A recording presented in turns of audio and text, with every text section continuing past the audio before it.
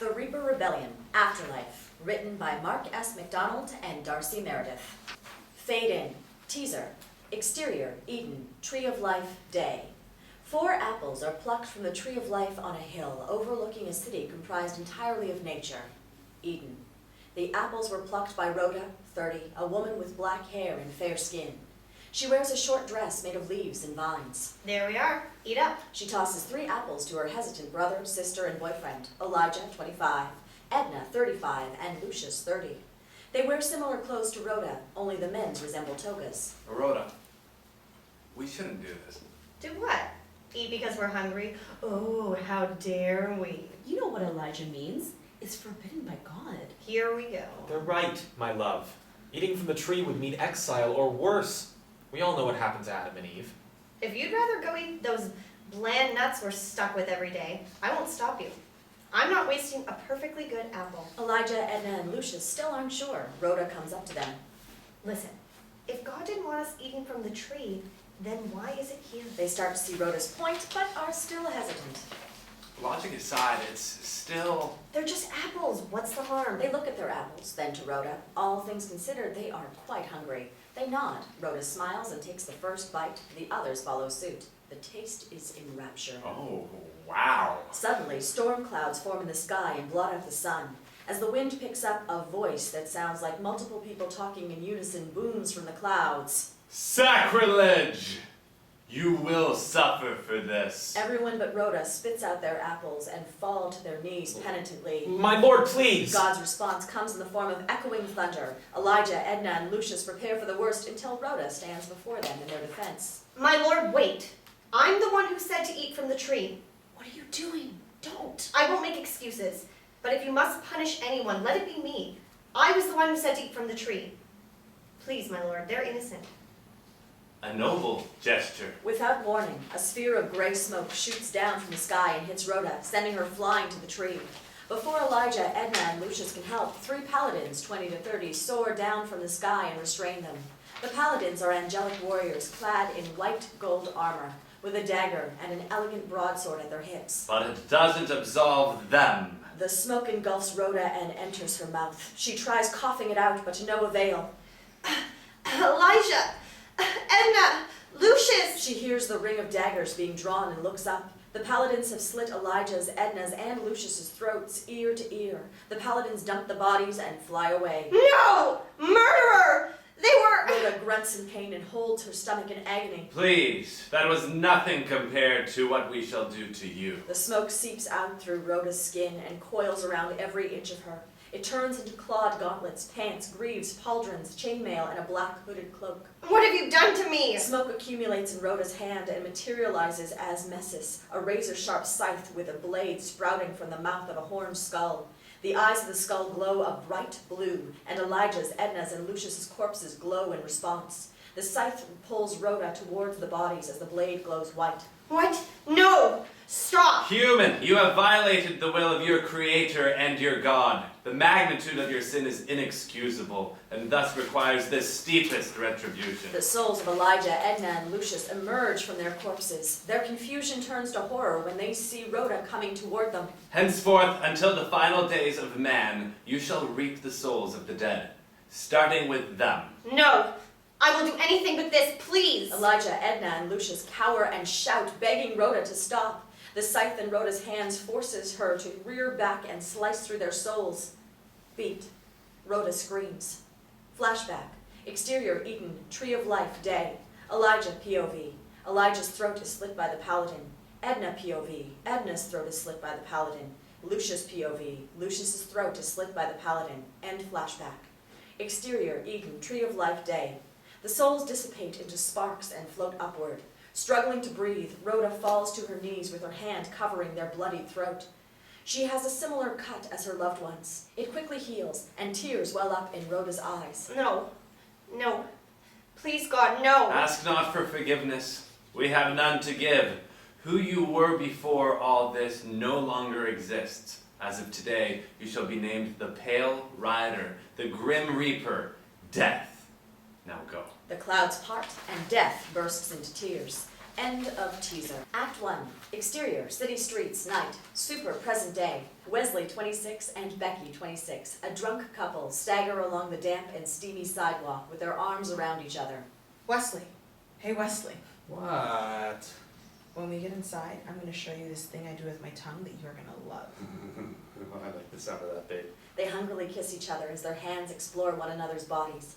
After a moment, an imposing man, 48, in a trench coat approaches them. Becky spots him. Hey, you want to join? The man produces a gun and aims it at the couple.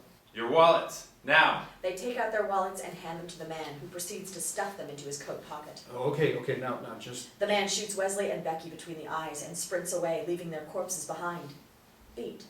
Their souls emerge from their bodies. Once they realize what has happened, they sober right up and scream. Oh my god! What the hell is going on? They hear the neigh of a horse down the street. They look and discover Death with her scythe in hand and straddling her horse. Ash. Death's hood covers her head. Ash is a gray-colored stallion with hooves and a mane comprised of gray smoke. Terrified, Wesley and Becky run into an alley to escape. Ugh, must they always run? Ash snorts in response. Death kicks her horse's sides gently and gallops after them. Exterior, alley, night. As they run, the couple are confronted by a chain-link fence. Just as they're about to stop, they phase right through it. Not questioning their luck, they keep moving. Death leaps off Ash and over the fence. Ash turns to smoke, passes through, and returns to normal in time to be mounted. Exterior, city streets, night. Wesley and Becky run through the street and the cars filling it. Ash leaps across effortlessly. Panicked, they rush into another alley. Exterior, alley, night. Wesley and Becky try to push over garbage cans to impede Death's approach, but they cannot touch anything. They take a left. Certain that she has them now, Death follows, but stops when they're nowhere to be seen. Death scans the area before moving on to look for them elsewhere. Beat. Wesley and Becky walk out from a dumpster. Oh, I think we're... A blood-curdling moan is heard. Wesley and Becky turn and see a contorted man, 30, and woman, 40, staggering toward them. Their clothes are tattered. What now? Hey, you guys all right? They raise their heads and their necks creak. Their eyes are rolled back. They're lipless and their teeth are jagged and stained. These are not living humans. These are lost souls. Oh, God. The lost souls shriek before charging and tackling Becky to the ground. She screams while trying to fight back. Get the hell off of her! Wesley kicks one lost soul in the head, then grabs and tosses the other. Wesley helps Becky back onto her feet. Are you okay? Watch out! Wesley is tackled by one of the lost souls, and before Becky can help, she is too. The lost souls snap their jaws at the couple as they desperately try to push them off. Suddenly, a hand grabs the lost soul, attacking Wesley by the head, and tosses it into the air. As Wesley scurries to the wall, he sees that Death was the one who saved him. Back away. The lost soul on Becky spots Death and snarls. It charges like a wild animal, only to be decapitated by Death's scythe.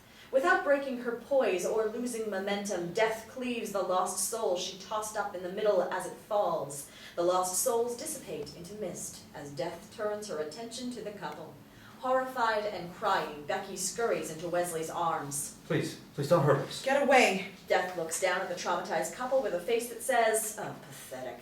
Her scythe begins to glow white. I would say, go in peace, humans, for soon you will be in the loving embrace of our Lord. Death callously swings her scythe. Wesley and Becky burst into sparks and head toward the sky. Death jerks her head back like she's been shot. Death absorbs her scythe and pulls back her hood. She looks older. Her hair reaches the center of her back. Bullet wounds between Death's eyes, similar to the ones Wesley and Becky had, heal without leaving a scar. But I'd be lying. She turns to leave. Reaper! Death stops and glances up to see Archangel of Death, Azrael, 40, and 4 paladins wielding halberds flying down. Azrael is the general of God's army, a tall angel with gold and platinum armor, robust gauntlets, and long white hair. Azrael and the paladins gently land behind Death and fold their spotless wings behind their back. Azrael has 4 wings, while the paladins have only 2. Azrael. That's General Azrael to you. It's alright, Paladin. The Reaper always had trouble with propriety. Death half-heartedly turns. Her not looking Azrael in the eye indicates bad blood between the two. Why are you here? I'm presently occupied in case you failed to notice. Such that you cannot be bothered to put the dead at ease? God knows those 2 need consolation. You say it like it makes a difference if I do. Every human deserves comfort in the knowledge that they don't have to suffer this world anymore. be they followers of our Lord. Your lord? The paladins grip their weapons in response to Death's petulance, but Azrael motions for them to stand down. Or otherwise. My task is to harvest their souls. Their comfort is no concern of mine. Then explain those lost souls. They wouldn't exist had you harvested them before their humanity deteriorated. Lost souls are hardly common enough to be a threat. Humans die all the time, and I reap those I can reach. As for the others, for all I know, it's less than they deserve. That's not yours to judge. As I said, all humans deserve peace of mind in the end. Even genocidal rapists. Indignant gnat. Paladin number 2 thrusts their halberd. Death redirects the attack, grabs the angel, and shoves it against the wall. The remaining paladins point their halberds at Death to stop her. Azrael produces Michael, a dual-ended war scythe, and presses the edge of the blade at Death's throat. Reaper, I'm feeling generous, so I will let you off with a friendly reminder about your place. Our Lord created you to reap the souls of the dead, and see to this world's end when the 7 seals are broken. You will fulfill this task, and you will pay respect to humanity. Do this, and who knows? I may help when the time comes. Death fixes Azrael with a glare as she frees the paladin and walks toward him, deeply cutting her neck on Azrael's blade. The sight disturbs Azrael, but he does his best to hide it. If you want to help me, find a way to kill me. Death walks away from Azrael and the paladins. Her wound instantly heals. She mounts her stallion and takes off. Reporisre. Azrael turns to his troops. Paladin number 2 lowers his head, thinking he shouldn't have said anything. I'm Ekyaga. Azrael takes flight and the paladins follow. Exterior, Azrael's outpost, training grounds, night. Crack! A wooden blade crashes against another, both wielded by paladins. 12 sweaty paladins train in pairs, using practice swords, poles, or their fists. The men wear knee-length kilts, while the women wear a cotton top in addition to the kilt. The training ground is filled with luscious grass, a water fountain, torches, and a pair of 5-foot rods by the south end. At the north end is Lailah, 30, and Maalik, 30. Aside from the mottled scars snaking from her forehead to her abdomen, Lailah is the comely captain of God's army. Maalik is the half-Arabic and brawny lieutenant of God's army. He has healed burn scars on his arms and neck. Lailah swings at Maalik with wooden daggers, and Maalik blocks with his bare hands. Lailah stuns Maalik by batting a wing against him, but Maalik recovers quickly. In the end, Lailah has a dagger at Maalik's throat, and Maalik has a grip on Lailah's. They back away. Apologies, Captain. I lost myself in the moment. No apology needed, Lieutenant. You put up a good fight. Are you implying that I lost? Maybe. Oh no, that was a draw. What a modest way of admitting defeat. Or a cocky way of denying defeat. Is that a challenge? Maybe. The two take position, but are interrupted when the rods in the courtyard glow a bluish light and create a portal. Azrael and his paladins step through. Lailah, Maalik, and the paladins salute them with their right forearm across their chest and their right foot forward. Aikvanyild Sokt Azrael. Wash up and eat. The next shift in the human world begins afterward. The paladins return their practice weapons to a rack and exit. Azrael heads in the opposite direction until Lailah and Maalik approach them. Captain Lailah. Lieutenant Maalik. May we have a word, General? Let me guess. The Reaper? Azrael steps through a door leading into the castle-like outpost. Lailah and Maalik follow. Interior, Azrael's outpost, hallway, night. Torches light the masterfully built marble hall, and paladins stand guard at various points. Azrael, Lailah, and Maalik enter, and their footsteps gently echo as they walk. Are we to subdue her? I thought I made it clear I had no desire to broach this subject again. Desire must make way for necessity, General. The Reaper constantly undermines your authority. How long until she raises a hand against you? Against Ether? Your concerns are well placed, but until she proves herself dumb enough to make an attempt against us, we must wait. That's the problem, General. We can't... Azrael cuts Lailah off by pointing to the rods in the training grounds. You two, look over there. What are those? General, what are you? Answer the question. What are those? Lailah and Maalik look at each other, unsure of where Azrael is going with this. Etherean rods. Yes. And what is the purpose of the Etherean rods? Portals? Roughly speaking, yes. Portals that instantly transport all who enter them to and from Earth. And anywhere else God holds sway in ether. Exactly. And should the Reaper commit even the most minuscule act of treason, we will come to Earth through any one of those rods that connect ether to Earth, find her, and handle her accordingly. Now do you see? We are as ready as we need to be. Be that as it may, it would be wise to show death what God's army is capable of next time she offers insult to you or our Lord. If our Lord wishes us to apprehend the Reaper for due punishment, we shall. But for now, our charge is to ensure she fulfills her duty. So we're babysitters then. General, you're the Archangel of Death, the Savior of Ether. You deserve more than this. We are soldiers of God, Maalik. We do as commanded. And if we are commanded to eat from a privy, Azrael glares at Lailah. apologies, I spoke without thinking. Clearly. Now go. You two are bound for Earth after dinner. General, all we ask is that you speak with the Enlightened Council to... And all I command is that you never speak of the Reaper again, unless it's to notify me of insurrection. But Azrael shoots her a look. Beat. General. Dismissed. Azrael leaves. As he does, Lailah growls. Maalik puts a hand on Lailah's shoulder, but she storms off. Interior, Azrael's outpost, bathing chamber, night. Paladins step out of a massive steamy bathtub at the center of the room once they clean themselves. They grab their towels and exit the room to get changed. Lailah and Maalik enter the room. Lailah is furious. Ho fing no glau fi on frag wu. Sogil Rovoka, Ertum Fisker. Let them. Have long since grown tired of waiting. They begin to undress.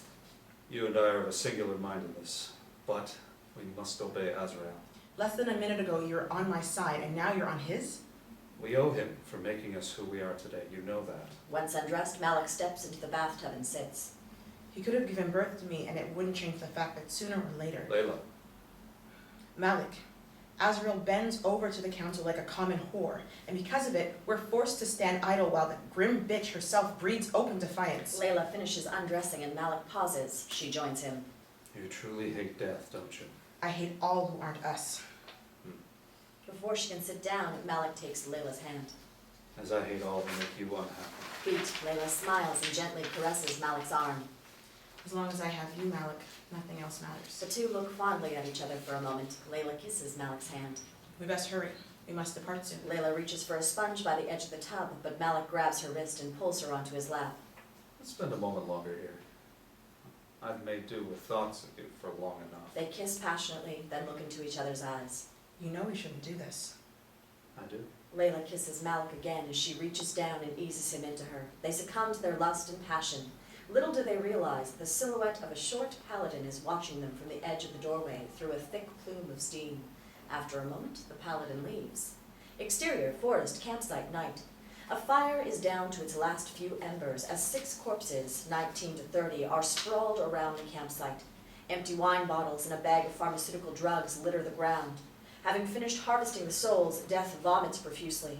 After she apathetically looks down at the bodies. Good riddance. Behind Death, Ash sputters at her while nibbling on grass. What?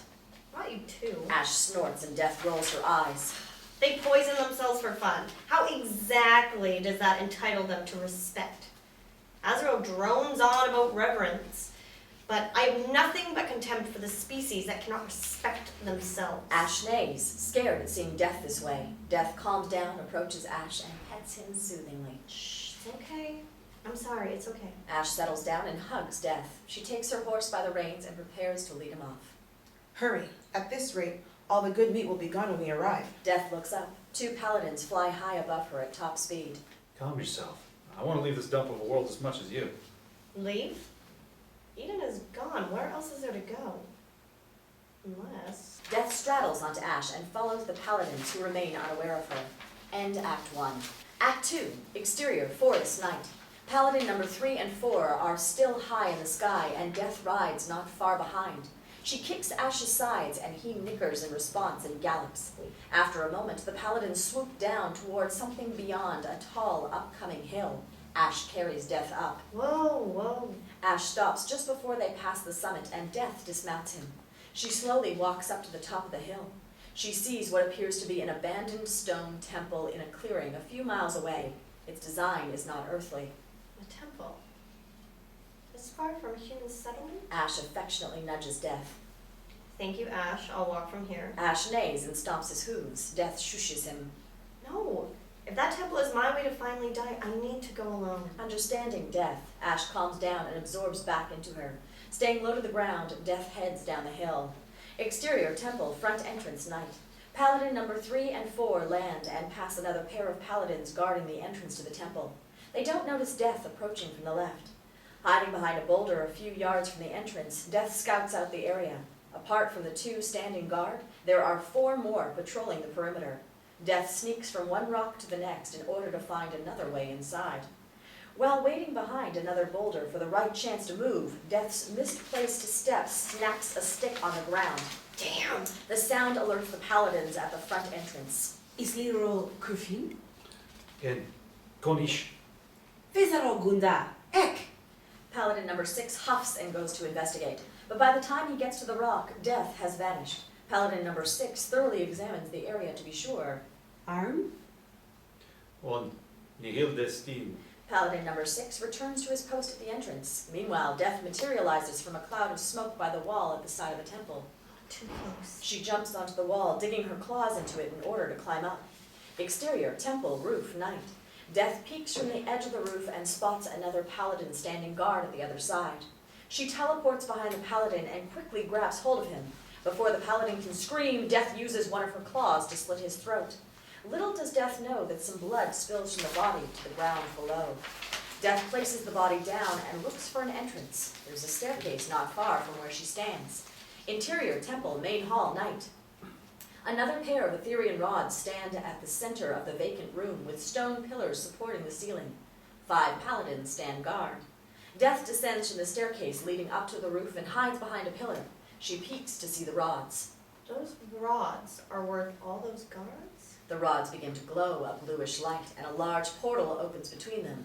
Death is flabbergasted. What in the hell? Lailah, Maalik, and half a dozen paladins step through the portal. The paladins who are standing guard salute them. Lailah and Maalik wear custom suits of armor of silver and gold. Lailah has 2 daggers on her hips and an elegant 2-handed falchion sheathed on her back. Jiguldial. Exterior, temple, outer wall, night. A paladin patrols the temple until she spots something on the ground. Blood. She looks up. Interior, temple, main hall, night. The portal is still open as Lailah and Maalik stand to address the paladins standing guard. All of you head home. Your shifts are done. I thought it would never end. I can't stand the air here. It stinks. If you'd prefer a post in ether, you're free to take issue with General Azrael, but don't expect a quick response. Oh, fair point. I've yet to receive an answer as to why God allows you in his army. I beg your pardon. Paladin number 7 ignores Maalik and nudges him with his shoulder as he passes. Having none of it, Maalik takes his arm. Are you trying to get yourself reprimanded? Are you? Don't touch me. Maalik tenses and Lailah steps between them. Paladin, Captain Maalik is your senior officer. Show him some proper respect. He grabbed me. I didn't do anything. As the argument intensifies, Death clenches her teeth at the mention of God. God is through there. Death produces her scythe and gets ready to attack, but before she can move, the paladin who spotted the blood outside comes from the staircase and spots her. Intruder! Death slices paladin number 8's head in half, killing her instantly. But it's too late. Lailah, Maalik, and the paladins have spotted her. Lailah draws her daggers as the paladins ready their swords or halberds. Paladins, to arms! Death leaps from the pillars, cleaving paladins in twain along the way. She runs for the portal, but gets yanked away from it behind Maalik.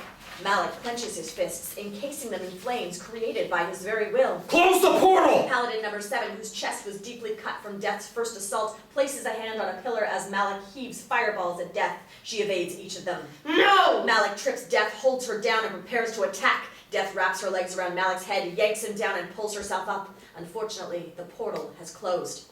Taking advantage of Death's moment of indecision, a paladin thrusts her sword at the Reaper. Death sidesteps, disarms the paladin, amputates her arm, heel kicks her to a pillar, and tosses the sword through her head, pinning her to where she stands. Lailah comes at Death and deals swift swings of her daggers. Death trips Lailah and prepares to slice her down the middle. Maalik restrains her from behind so Lailah can rise and make another attempt. Death kicks Lailah, headbutts Maalik, tosses him over her head, and slashes his chest. Death goes after Lailah when Maalik sends a continuous fire blast at her. Death swings her scythe to disperse the flames. Paladin number 7 returns to his feet and is about to help Lailah and Maalik engage Death when... Send for reinforcements, now! Paladin number 7 hesitates. He clearly doesn't want to take orders from Maalik but has no choice. He opens the portal and passes through. Death tries to follow, but the portal closes before she gets anywhere near it. Let me pass. Death swings at Lailah and Maalik, who take flight to avoid getting hit. Over my dead body? They dive down to attack Death simultaneously, but she teleports out of sight. Don't tempt me, Paladin. Death comes at them from their right. Interior, Azrael's outpost, Azrael's quarters, night. Azrael sits behind a candlelit desk in a beautiful housecoat, working on some paperwork with a drip pen and a glass of wine at his right. Azrael's attendant, Diana, 25, stands against a wall with a bottle. Diana isn't an angel. She's a human employed by God to tend to the paladins who watch over her race. Paladin number 7 barges through the door leading into Azrael's quarters, panting heavily. What is it, Paladin? General, the Reaper found one of the portals. Captain Lailah and Lieutenant Maalik are engaging her now. Azrael rises from his chair, his eyes wide with alarm. My armor, quickly! Gather as many paladins as you can. The Reaper cannot pass through the portal. Yes, General. Diana rushes off to get Azrael's armor, and the paladins leave to rally the troops. Interior temple, main hall night, Lailah and Maalik are still standing, but are completely out of breath. Death, on the other hand, hasn't even broken a sweat, albeit her scythe and body are drenched in blood. I will offer you this chance only once. Open the portal and I will stay my hand. Ek van ro imin. Death doesn't know what she said, but has a pretty good idea. Death swings at Lailah, who blocks the scythe with her dagger and pushes Death. Before Death can react, Lailah pins Death against a pillar by impaling Death's wrists with her daggers. Lailah steps aside so Maalik can unleash a continuous wave of flame to incinerate the Reaper. Maalik stops and smoke engulfs the area. Lailah stands beside her partner, certain it's all over now. Slash! Something behind Lailah and Maalik has cut their backs wide open, and that something was Death. They look at the pillar and notice that only the pillar itself is burnt. Enraged, Lailah snatches her daggers and charges at Death with Maalik, only to be cut down. Lailah and Maalik are on their knees, bleeding and struggling to catch their breath. Pathetic. Suddenly, the portal opens and Death is met by the halberds of 20 paladins. Death drools blood as the paladins push their blades deeper into her body. Lailah and Maalik rise and close the portal. Stand down, Death. It's over. Over. For you. Gray smoke pours from Death's cloak and slowly creeps along the floor, filling the entire room. Lailah and Maalik aren't sure what's going on, but they don't want to stay to find out. Paladins, retreat! Lailah and Maalik fly out of the room, but the paladins aren't sure of what they're afraid of. Death's eyes are glowing bright white, and the gray smoke is seeping out from her mouth now. She yells, and even more smoke pours out. Exterior, temple night. Just as Lailah and Maalik fly out of the temple, it implodes from a tornado of the gray smoke Death created. The resulting shockwave sends Lailah and Maalik hurtling to the ground. They watch as the tornado rises, and the silhouette of a paladin walks out from within it. The paladin is aging rapidly, and his armor is getting progressively rustier. But it's too late. The paladin goes from an elder to a pile of dust within a matter of seconds. The tornado subsides, and all the paladins that were once there are reduced to dry corpses or ashes. Rusty hunks of armor and blades litter the floor. The only things left are the Etherean rods and Death. She peers over her shoulder at Lailah and Maalik. Fly, Maalik, fly! Lailah and Maalik are about to take off. Death plants her scythe into the ground, teleports over to them, grabs them, and tosses them to the rods. Before they can stand up again, Death teleports back, picks up her scythe, and points it right at their throats. Now, if you please, the portal. The portal opens, and in the blink of an eye, Azrael rushes through with his war scythe, stabs Death through the chest, and presses her down to the ground. Where do you think you're going? To ether, out of my way, Azrael. I won't allow that. I wasn't asking for permission. Death teleports. Beat. Just as Death starts to reappear a few steps from the portal, Azrael cuts into Death's abdomen, kicks her back down to the ground, and impales her again. Lailah and Maalik are dumbfounded by what Azrael just did. Destroy the rods! General! Now! Lailah and Maalik get up to do as commanded. Damn you! Let me pass! Death swings at Azrael and cuts his shoulder. She goes in for another, but Azrael stomps her wrist down.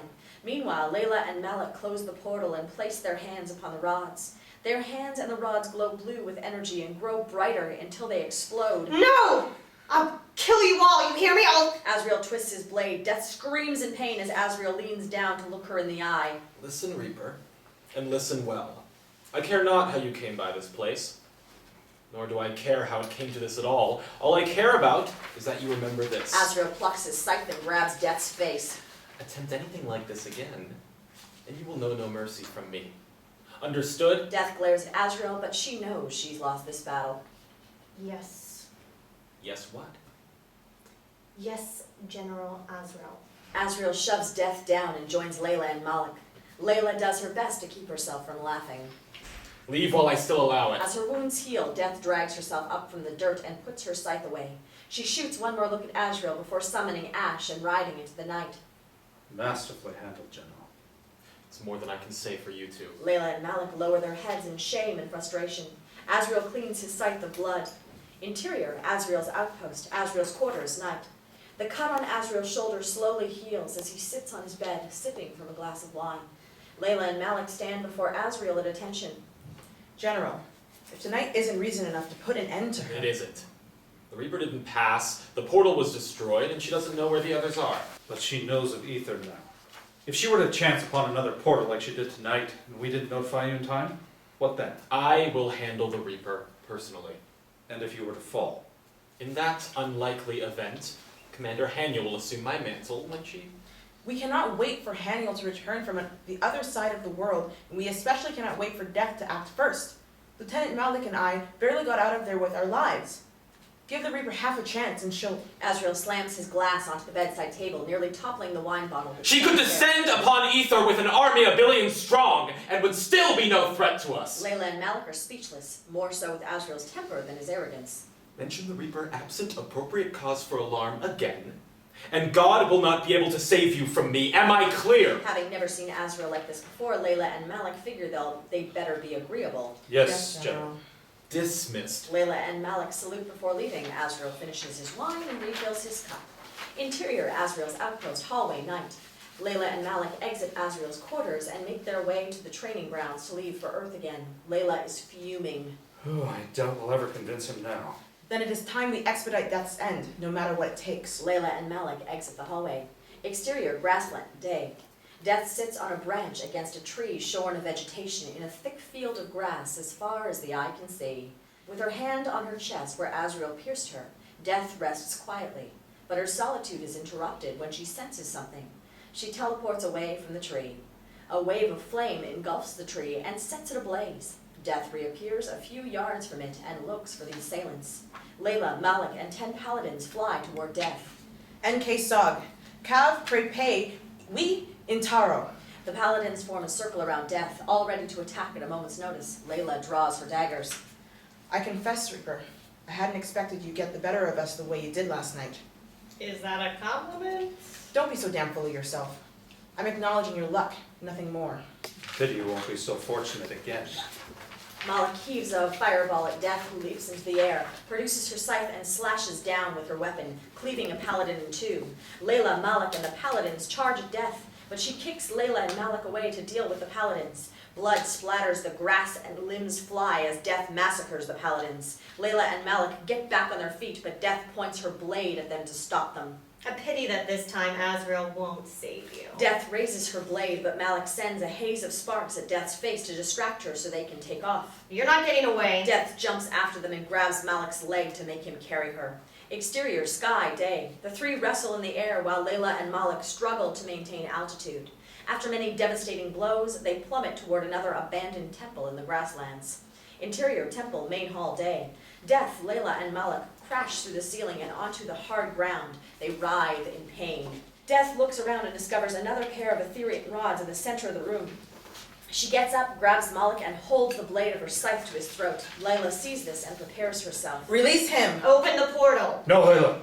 Forget me. Stop her. Death digs her claws into Maalik's shoulders. Maalik!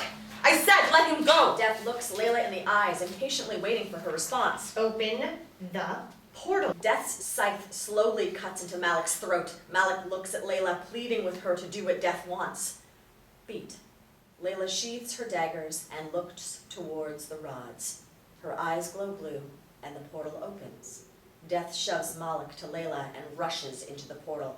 Lailah applies pressure to the wound on Maalik's shoulder. She's in. The portal closes. Perfect. Lailah eases Maalik onto his feet. End of Act 2. Act 3. Exterior, ether. Purgatia mountaintop, day. Another pair of rods stand at the top of a small stone podium on the face of a mountain. A portal opens and Death tumbles through. Death looks up and sees a massive city in the distance, encased by mountains, forest, and a river. Redem Metra. The spectacle is made even more beautiful by the setting sun. So this is ether. Quaint. Death glances over her shoulder at the rods, produces her scythe, and slices them in twain. Try following me now. Death steps off the podium and onto the mountain itself. The second she does, she tenses up and collapses. The veins on Death's face become more noticeable. She bleeds from her eyes and nose, and her breathing hastens. After a moment of pure agony, her breathing returns to normal, and her veins subside. She stands and wipes her face. What the hell? Bunai Sog, Udu, on report do Azrael. Death looks to find 30 paladins flying toward her. She summons Ash and rides hard and fast toward the city. Go! Go! The paladins fly after Death. Exterior, Valhalla, Citadel of Light, day. A massive and glorious spire of gold stands above the sleek towers which fill the rest of the district that is Valhalla. Interior, Citadel of Light, hallway, day. Azrael, Lailah, and Maalik fast walk down a sparkling clean ceramic hall with paladins standing guard. Azrael hastily ties his gauntlets on. He's running late. God will have my head for this. Peace, General. What happened wasn't your fault. The rumors of human rebellion are spreading like a cancer, and the Reaper has invaded Ether. Our troops are in pursuit and we have the home field advantage. As they keep walking, a short but toned female hunter paladin 25, essentially a scout, with bronze and silver armor, a dagger, and a hood accidentally bumps into Lailah. Watch where you're going, Khan. My sincerest apologies, Captain. I was not looking ahead. The hunter paladin bows and keeps going to avoid further confrontation. Lailah catches up with Azrael and Maalik. The world is falling apart before my very eyes. At least we have an excuse to rid ourselves of death. Azrael stops, as do Lailah and Maalik. They aren't sure whether or not they should be concerned. General? Somehow I fear the cause of this excuse isn't the result of coincidence, as you'd have me believe. General Azrael, is it wise to keep the I council? consider myself a patient angel. I try to believe in giving the benefit of the doubt, as the humans say. But if there's one thing I will not tolerate, it is changing the subject. Have you or have you not played a part in the Reaper's invasion? Lailah and Maalik share a furtive glance. You wouldn't have done anything until it was too late. We had to do something to... Azrael aggressively takes Lailah and Maalik by the arm and pulls them aside. Have you lost your minds? With all due respect, General, we did this for the greater good of Ether. By luring her to a portal and putting all who live here at risk. Death you put at risk at every turn. We need to act now. Do you not understand the scope of what you've done? Because of you, everyone's lives are now forfeit. Especially ours. A small price to pay for what needs to be done. Azrael continues on his way to the council room. General, you cannot tell him. Azrael ignores Lailah. Officially nervous, Lailah and Maalik walk fast to catch up on their commander. The hunter paladin peeks from behind a pillar not far from where Azrael, Lailah, and Maalik were. She heard everything. Interior, Citadel of Light, council chamber, day. 5 angelic counselors, 50 to 80, sitting in elevated chairs, look down upon Azrael, Lailah, and Maalik as they enter the massive room made of polished steel and stone. Lailah and Maalik stand by the door with the 2 paladins standing guard. Azrael kneels at the center of the room where the symbol of God's army is engraved. The symbol is a winged gold sword, which also adorns the white banners hanging on the walls. Counselor, Odas why Kidgadalai? Spare us the formalities, General. Do you understand what has happened? What will happen? The Reaper is here in Ether. But Fjorgai, Kansai. Tay. Hold your tongue until we give you leave to use it. Since Lucifer's rebellion, this council has been responsible for ensuring the well-being of the continent of Ether. For that, we entrusted you and the other 6 archangels with safeguarding the humans given sanctuary here in Kaelu and those awaiting judgment in Purgatia. That includes preventing death from entering our borders. Yet, here you are, disgracing our Lord in the memory of your comrades with your failure. Counselor number 1 bangs a gavel on the arm of his chair to keep counselor number 2 from going too far. If there is a reason for this incompetence, we will hear it now. Azrael glances over his shoulder at Lailah and Maalik. Paikodan zwei Hume? Counselor number 1 motions for Azrael to proceed. The fault is mine. The statement shocks everybody, especially Lailah and Maalik. The Reaper chanced upon one of our portals on Earth when it wasn't properly fortified. I assumed she would never go there, since no human lived within miles of it, but that's not an excuse. I'm prepared to accept any punishment. The counselors whisper among themselves for a moment. Were it up to me, I would have you discharged here and now. Yet, you have served God and Ether valiantly for centuries. For that and that alone, we have chosen to spare you. Vitus Cancelai. Azrael gets up to leave. One more moment, General. Azrael stops and turns to the counselors. Don't think that we are simply going to forget this never happened. You are the Archangel of Death, General Azrael. We have seen better from you, so we expect better from you. The counselor's tone is enough to give even Azrael a chill up his spine. Regardless, he bows. The counselors motion for Azrael, Lailah, and Maalik to leave. They do just that. Interior, Citadel of Light, hallway, day. Azrael, Lailah, and Maalik head back the way they came. You didn't need to do that, General, but thank you. If there's anything we can do in... Azrael grabs their collars and pushes them against a wall. Do not make me regret this. Azrael releases them and storms off. Lailah and Maalik are relieved, but their darkened expressions hide that. Exterior, Redeem Metra, Midtown streets, day. Citizens make their way home through the stone-blocked streets, and faint shouting is heard from inside the blacksmith shop. Beat. Draven, 40, carries a furious Hannah, 30, over his shoulder out of the establishment. Draven is a well-built man with long hair, old but functional armor, a broadsword, dagger, and handguns. He also wears a stunning locket around his neck. Hannah has similar clothes to Draven, short hair, and a tomboyish charm. She wields a short sword, retractable spear, handguns, and a rifle. Like all Etherian firearms, Draven's and Hannah's guns resemble flintlock pistols that are reloaded via magazines. Get over here and say that to my face! Hannah, let it go. We'll be taking our business elsewhere, thank you. Draven reaches for the door to close it. Hey, you give me my 300 specters. You'll get all your money when you kiss my ass! Draven closes the door. Hannah hits Draven in the back. Let me go, Draven! That bitch just tried to rip us off! Calm down or I'm going to carry you back. Alright, alright, alright. I'm calm. Are you calm or are you just saying that? I'm as calm as a sleeping baby. Now please, put me down. Draven carefully puts Hannah down. Beat. She tries to make a run for the blacksmith's door, but Draven stops her. Hannah, look, I get it.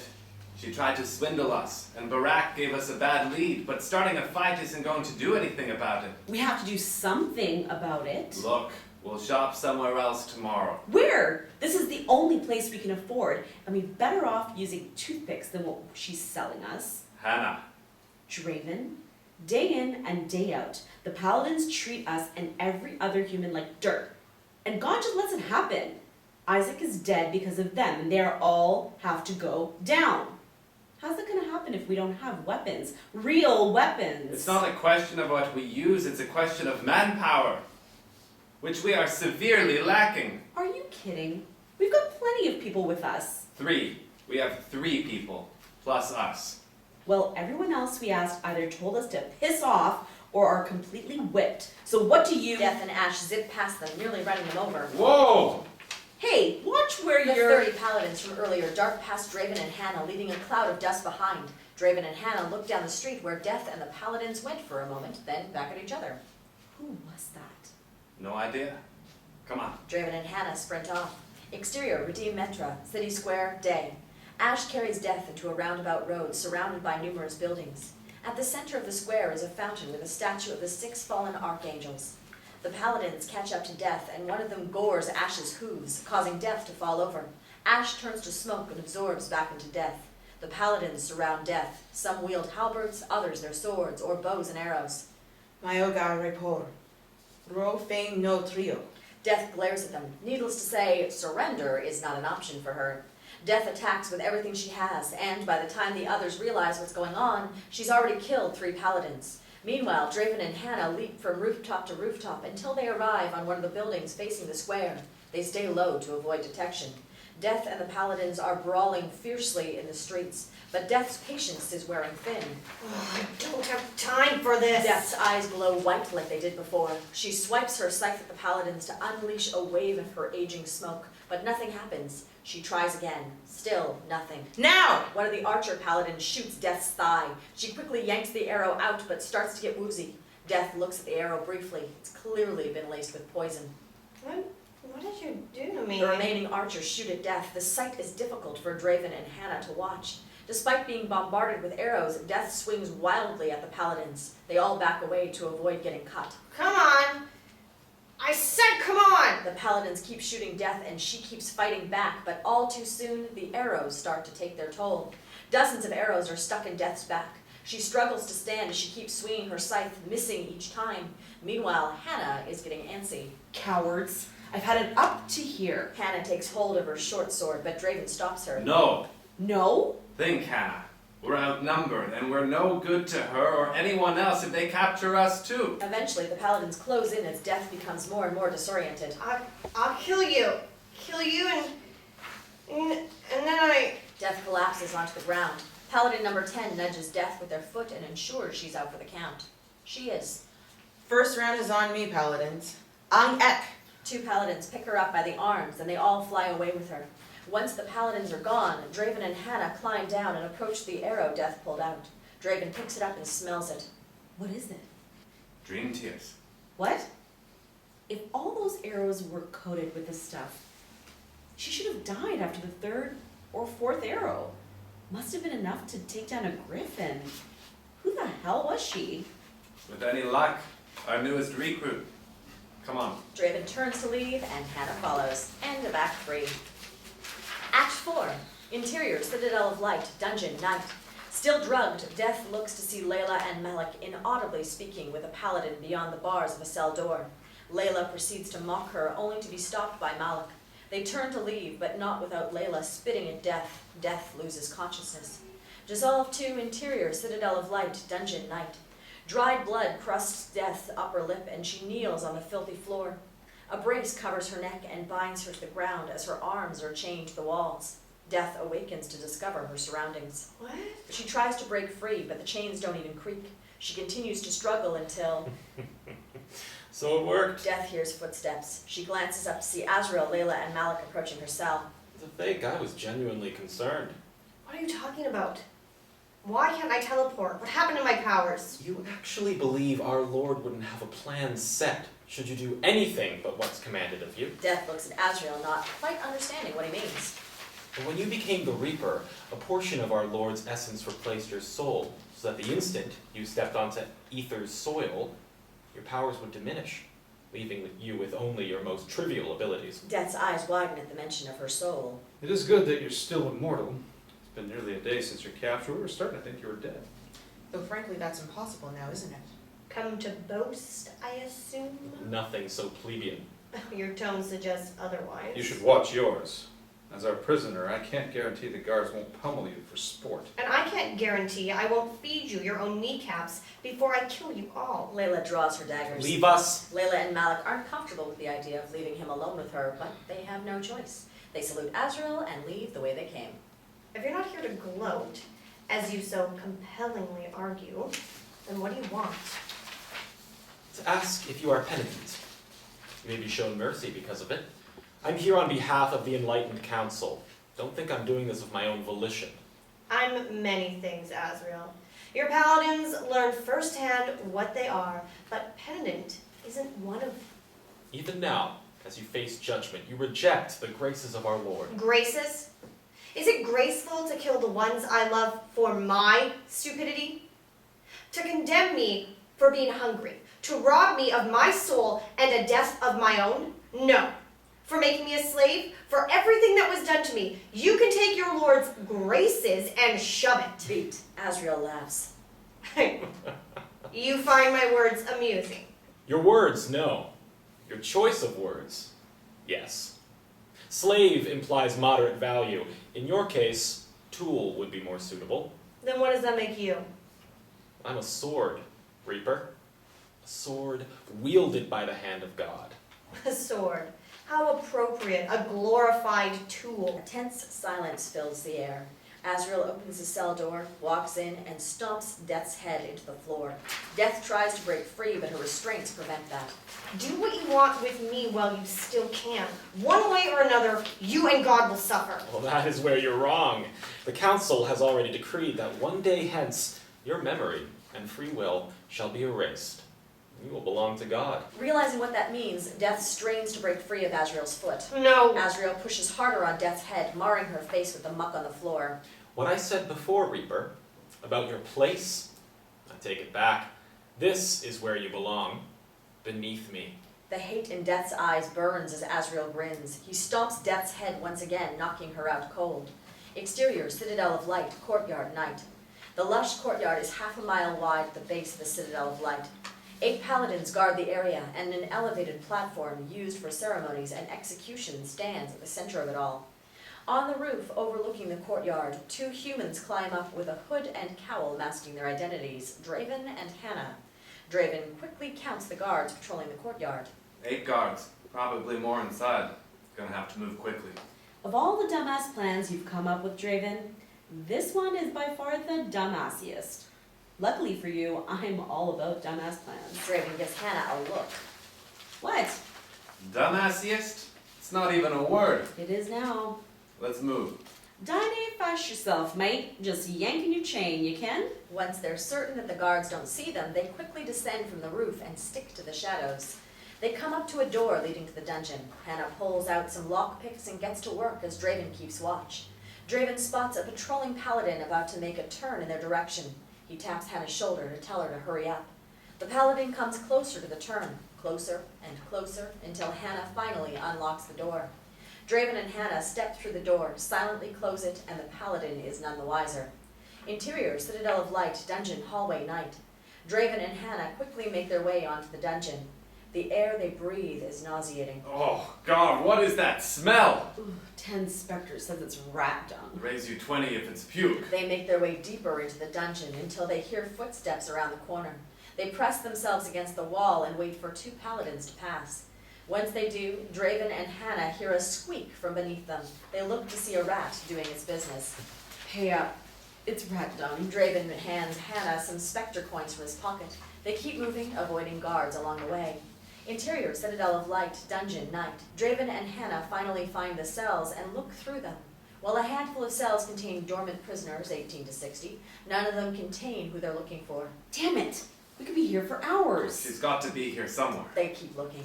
Over here. They find Death's cell and approach it. Death dangles in her chains, unconscious. Make this quick. A guard could come by any second. Draven reaches into his coat pocket, pulls out a lockpick of his own, and opens the cell door. Hey, we're going to get you out of here. Wake up. Death doesn't respond. Draven is about to unlock Death's bonds when 2 paladins enter and spot them. Hey, The paladins draw their swords and charge. run. Draven kicks one of the paladins down and Hannah bashes the skull of the other against the wall. They run as fast as they can away from the paladins, who quickly recover. Little does Draven realize that during the skirmish, he accidentally dropped the lockpick in Death's cell. Interior, Citadel of Light, dungeon, hallway, night. The paladins aren't far behind Draven and Hannah. Intruders! Paladins, to arms! As Draven and Hannah progress, another paladin from an intersecting hall cuts them off. Hannah slides along the ground between the paladin's legs. The distraction allows Draven to sucker punch the paladin, knocking him out cold. 2 more paladins intercept them. Draven draws his knife and slits one paladin's throat, and Hannah draws her short sword to disembowel the other. Both keep moving. Exterior, Citadel of Light, courtyard, night. Draven and Hannah burst their way out through the door and into the courtyard. The paladins patrolling the area notice them as the paladins who originally chased them come out of the dungeon. Stop them! The paladins do their best, but Draven and Hannah slash, punch, and kick their way past them all. Draven and Hannah climb the wall with relative ease, but before they can jump off the other side, paladin number 11 flies up from underneath and yanks them off the roof. Exterior, Sky Night, paladin number 11 has Draven and Hannah by their collars as she flies over the city of Valhalla. Nice try, but the fun ends. Hannah stabs the paladin's leg, causing her to let go of them. Paladin number 11 howls in pain. After a beat, the paladin looks down as Draven and Hannah plummet to the city below. The paladin chuckles. That's what you get, Prefas.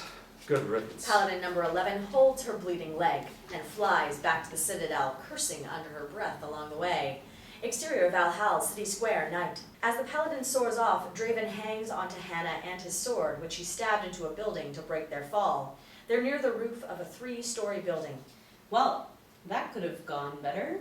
Not now. Draven struggles to lift Hannah up so she can grab onto the ledge of the roof. Interior, Citadel of Light, dungeon, day. Death awakens to the sound of her cell opening. 2 paladins enter and begin to release Death from her bonds. While the paladins are busy, Death looks around and sees the lockpick Draven had. It's covered in too much filth for the paladins to notice it. After Death's neck brace is removed, they release her arms. Death quickly yet slyly grabs the lockpick and hides it in her fist. One paladin kicks Death. Up. Death stands. The paladins fasten a pair of manacles onto her wrists and carry her out. Exterior, Citadel of Light, courtyard, day. Dozens of civilians gather before the platform as the sun beams down. The counselors watch from a balcony above the entrance to the Citadel of Light. Paladins guard various points of the courtyard and the counselors. The main door to the Citadel opens. Azrael, Lailah, and Maalik enter the courtyard. The bodies were never found? I'm afraid not, General. I don't understand. No human could survive such a fall. Maybe they did somehow. I highly doubt it. Don't overestimate them, Lieutenant. Even so, I should arrange a search party for them on the off chance they survived. Even if those Preface did, who cares? Death finally gets her just desserts. You would do well to bite your tongue until this is over, Captain Lailah. General? I'm as pleased as you both are about the Reaper's fate, but don't think for an instant that your disloyalty has already been forgotten. With all due respect, General, Captain Lailah is correct. Today is a great day for us. Exactly. If this isn't an excuse to crack open a barrel of cousin wine, I don't know what is. So you don't get to rejoice. We'd be damned or dead by now if I didn't take a bullet for you. As usual, Lailah isn't content with Azrael lecturing her. Maalik, however, can see his side of things. You're right, General. Please accept our apology. It won't happen again. Azrael makes his way to the platform, leaving Lailah and Maalik behind. Prick. Enough. Maalik leads Lailah toward the platform. Exterior, Citadel of Light, front gate, day. More citizens walk in large groups through the front gate of the Citadel, where 2 paladins stand guard and attend death sentencing. Draven and Hannah blend into the crowd to sneak in. Draven has added a bow and arrows to his arsenal. Returning to the scene of the crime, you're on a roll with these dumbass plans. We need to make sure she escapes. She could really help us kickstart our rebellion. Is that the only reason? What's that supposed to mean? Nothing. Forget it. No, go on. Instead of answering, Hannah points at the gate. It's closing. We cannot fit anyone else in the courtyard. Go home. Everyone but Draven and Hannah moan in disappointment and head back the way they came. You've got to be kidding. Let's just climb the wall like last time. We need a distraction first. Draven takes a minute to think of what to do, but Hannah isn't as patient. She spots a woman, 25, next to an elderly man, 50, and hatches a plan. Hannah secretly swipes the woman's coin pouch from her waist and plants it in the elderly man's pocket. All right, first we... Look! That old man stole your money! No, I didn't see. Nothing in my... To his and everyone else's surprise, the elderly man produces the woman's coin pouch from his pocket. Thief, give it back! The woman starts shoving the elderly man as others come to her defense. The paladins see this and move in to intervene. Hey! As the Hey! paladins are distracted, Hannah motions towards the wall. Shall we? Not what I would have done, but good thinking. Hannah modestly smiles as they make their way up the wall. Exterior, Citadel of Light, courtyard, day. The civilians who were allowed in talk amongst themselves as Azrael walks to the center of the platform. Lailah stands at the left end and Maalik stands at the right. Azrael raises his hand to silence the crowd. Since the dawn of existence, ether has been home to the souls of the departed. It is a place of ascension, penitence, and damnation. That is how God intended it to be, and that is how it must be. The crowd and counselors nod. But what can be done with those who would not have it so? Azrael looks skyward and closes his eyes. The crowd mutters, curious as to the reason for Azrael's pause. Azrael takes a deep breath. Beat. He gasps and looks back to the crowd in a trance and opens his now pure white eyes. God speaks through him. There can only be one reprisal fitting of such hubris, oblivion. The door at the right side of the courtyard opens and the 2 paladins carrying Death step through. The crowd whispers curiously at the sight of Death as the paladins drag her onto the platform. The woman you see before you is the reason you are all here. You may know her as Death, rider of the pale horse, or better yet, the grim Reaper. Death recognizes God's voice and looks towards Azrael. Stop hiding behind your sword and face me, coward. Humans, your god is a murderer and a liar. He took everything from me and punished the ones I love for my mistakes. You have to take up... Lailah punches Death in the face to shut her up. A stunned silence befalls the crowd. Do you see? Even now that wicked tongue of hers spits lies in a pathetic attempt to turn you against us. The crowd boos Death and shouts obscenities at her. Meanwhile, at the roof overlooking the courtyard, Draven and Hannah slowly peek up from the edge to see what's going on. Well, she's popular. Get ready. They climb up. Draven takes out his bow and loads an arrow, while Hannah takes hold of a handgun and her spear. It is this sort of animal that is the cause of the human rebellion in Purgatia. The paladins allow criminals to run rampant? They're just demons in shiny armor? Absurd! As God speaks, Death spots Draven and Hannah in a position on the roof behind the crowd and the corner of her eye. Our paladins protect all humans, you and the rebel scum, like they would a newborn. Yet anarchy is their reward? Well, no more. Azrael makes a fist and it permeates with white energy. The paladins restraining Death force her onto her knees. From now until the 7 seals are broken, you, Death, shall reap the souls of the living absent complaint, absent deliverance, absent choice. Lailah can barely contain her excitement as Azrael steps toward Death. Maalik watches with silent satisfaction. Let this serve as a warning to all who would stand against us, be they human, demon, or angel. Azrael's hand looms over Death's face. She is not afraid. Any last words? Only 2. Stop talking. Death breaks free of her cuffs and produces her scythe. She used the lockpick while God was busy speaking. Death decapitates the paladins restraining her and gashes Azrael's face in one blow.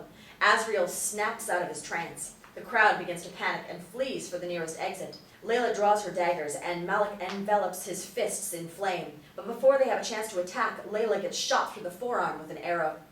It came from Draven. He trades his bow for his sword and leaps down with Hannah. Lailah yanks out the arrow. The paladins! To arms! The paladins guarding the counselors escort them inside the citadel, while others engage Draven and Hannah. Draven deals calm and precise strokes with his sword and dagger. He disarms a paladin, takes their sword, and uses it against her comrades. Hannah is much more aggressive and uses her weapons in succession. She impales a paladin's head with her sword, then twists their neck around. Meanwhile, Azrael, Lailah, and Maalik gang up on Death, desperate to subdue her.